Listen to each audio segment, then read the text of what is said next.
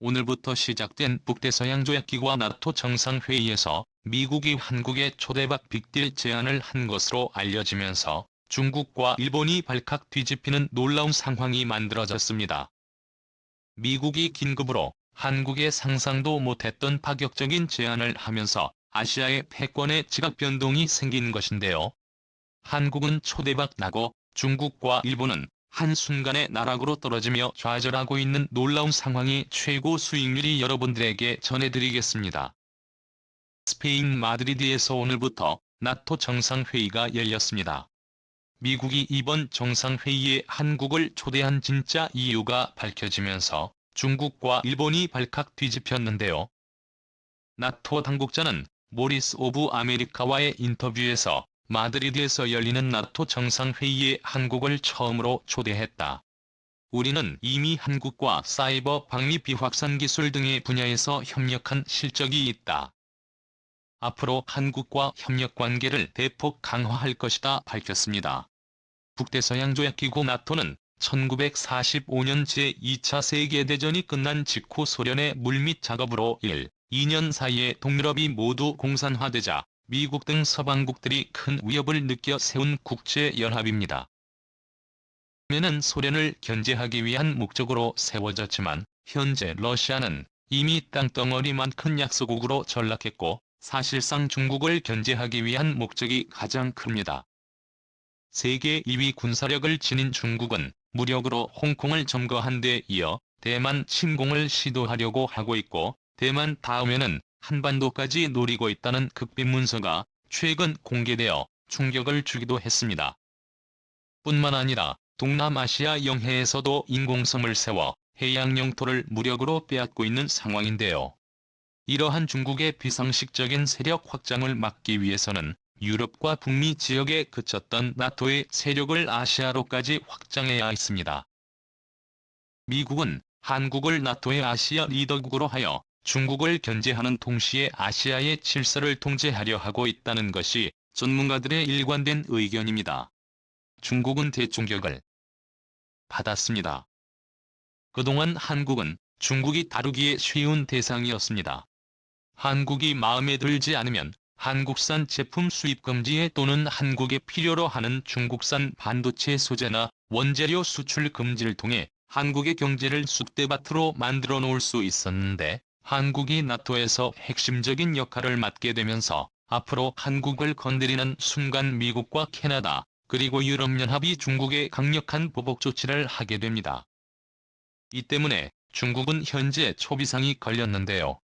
중국이 한국의 북대서양조약기구 나토 정상회의에 참석과 주나토 한국대표부 개설에 대해 영내 평화와 안정을 해칠 수 있다며 경고하고 나섰고 왕원빈 중국 외교부 대변인은 아시아 태평양 지역은 지리적으로 북대서양에 속하지 않는다. 아시아 태평양 지역은 북대서양의 지리적 범주가 아니다. 아태 지역 국가와 국민은 군사 집단을 끌어들여 분열과 대항을 선동하는 어떤 언행에도 결연히 반대한다라며 불쾌감을 드러냈습니다.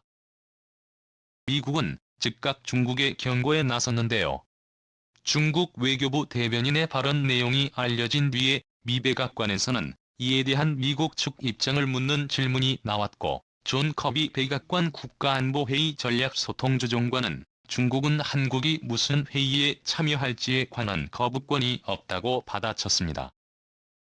그래서 그는 한국은 어느 나라보다 나토에 대해 잘 이해하고 있고 한국이 나토 회의에 참여하는 것은 매우 중요하다라고 전했습니다. 일본도 큰 충격에 빠졌습니다.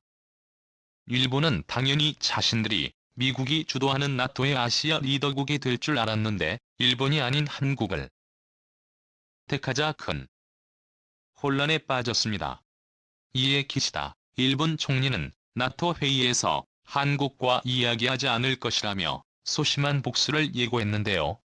기시다 총리는 도쿄 총리관저에서 기자들과 만나 나토 정상회의 기간에 한일 정상회담을 개최할 것인가라는 질문에 현 시점에서는 양자회담 예정이 없다라며 일본의 일관된 입장에 근거해 어떻게 할 것인지 생각하겠다라고 말했습니다. 자, 그런데 미국 전문가들은 아시아판 나토의 리더국으로 미국과 유럽연합이 일본이 아닌 한국을 선택한 것은 당연한 일이라고 말하고 있습니다. 이미 실질 구매력 평가 기준으로는 한국이 일본을 추월했고 절대 금액으로도 곧 한국의 77조 2천억 원으로 일본의 국방 예산을 추월할 것으로 분석되고 있습니다. 한국은 1년에 육식 방위비가 늘어나고 있는 반면 일본은 고작 1억 3씩 증가하고 있기 때문입니다. 뿐만이 아닙니다. 한국과 일본의 육군을 비교해보면 한국이 압도적입니다. 전차는 한국이 2,300노, 일본보다 3배 이상 많고 장갑차도 3배도 많습니다. 와 단련장도 한국이 육문으로 일본보다 3배도 많고 유도무기도 2배에 육박하고 있습니다. 심지어 회기도 180대 이상 더 많은데요. 현재 일본이 한국보다 유일하게 앞서 있는 분야가 바로 공군입니다. 한국계의 최첨단 한국산 전투기의 KF-21을 만드는데 성공하면서 공군 전력도 한국이 일본을 압도하기 시작했습니다. 일본의 공군은 미국의 F-35 스텔스 전투기에 의존하고 있는데요. 최근 미국으로부터 F-35 전투기의 105대를 231억 달러를 우리 돈으로 30조 원에 사들였습니다. 한 대당 1,900억 원을 준 셈인데 한국이 개발한 KF-21은 한 대당 판매 가격이 700억 원. 일본이 구매한 미국산 F-35 한 대를 살 돈으로 한국의 KF-20을 무려 4대나 살 수 있습니다. 이렇게 훨씬 더 저렴한데 성능은 더 좋습니다. CNN은 한국의 KF-21개, 미국의 F-35를 대체할 것이라며 KF-21은 미국이 외국에 판매하는 F-35보다 가격이 훨씬 낮을 것으로 예상 가지고 있다고 극찬했고, 미국 경제전문지 포브스는 이라크가 미국산 F-35 전투기 대신 한국의 KF-21을 살 것이라며 이라크 정부가 노후 제트기를 대체하고 영공을 초기화하고 방어할 능력을 보강하기 위해 한국산 KF-21을 사는 것은 가치 있는 투자가 될 것이라며 극찬을 아끼지 않았습니다. 그리고 바로 어제 한국의 KF-21 엔진 점화가 첫 공개됐는데요. 흰색의 영롱한 불꽃이 강하게 솟아나오며 성공적으로 점화를 마치자 한국뿐만 아니라 전 세계 언론들은 난리가 났습니다. 이렇게 첨단 군사력 측면에서 한국이 일본을 한참 앞질렀을 뿐만 아니라 외교 측면에서도 아시아에서 한국의 영향력이 일본을 압도하고 있다고 미국 전문가들은 평가했습니다. 내 앞마당이라 불렸던 동남아에서는 현재 K-팝 문화가 지배하고 있는 가운데 필리핀과 베트남, 인도네시아 등 동남아 핵심국들은 한국산 무기들로 자국 군대를 도배하며 전력을 강화하고 있습니다. 이미 동남아시아 국가들의 소외 설문조사에 따르면 호감국과 압도적인 1위가 한국이 되었는데요. 추락하고 있는 일본 대신 이렇게 신흥 최강자로 떠오르는 한국을 아시아판 나토의 리더 국가로 미국이 선택한 것은 당연한 일입니다. 그런데 이러한 한국의 움직임에 중국은 이미 한국의 복수를 시작했습니다. 코로나 상황이 상당히 많이 개선되었음에도 중국이 한국 기업들이 몰린 지역을 집중적으로 단속하며 의도적으로 피해를 입히고 있다는 주장이 터져나왔습니다. 한국무역협회 상하이 지부는 중국 내 177개 한국 기업을 대상으로 중국의 고강도 방역 정책으로 인한 피해 상황에 대한 설문조사를 한 결과 응답 기업의 882가 기업 경영에 피해 또는 부정적 영향을 받았다고 답한 것으로 나타났다고 밝혔습니다. 또한 올해 상반기 중국에서 매출이 감소했다고 응답한 기업은 974%에 달했는데요.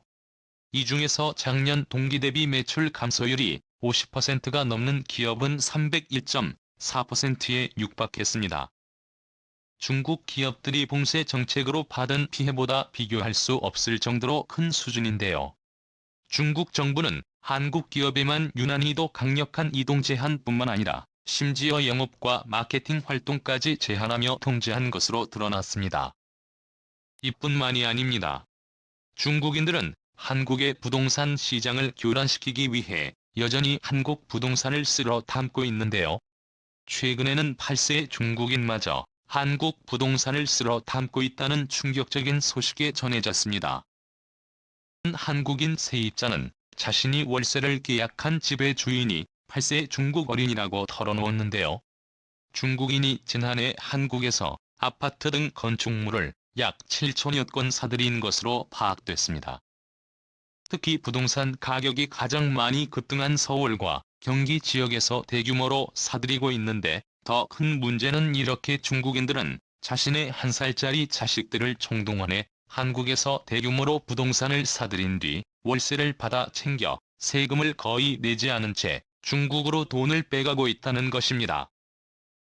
이제 빈틈을 이용해 중국인이 한국의 은행들로부터 대출을 받아 한국에서 집을 산 뒤 한국에서 임대 수익을 올려 중국으로 돈을 가져가는 형식인데요. 세금을 내지 않기 위해서 온갖 꼼수들을 동원하고 있는 것으로 전해졌습니다.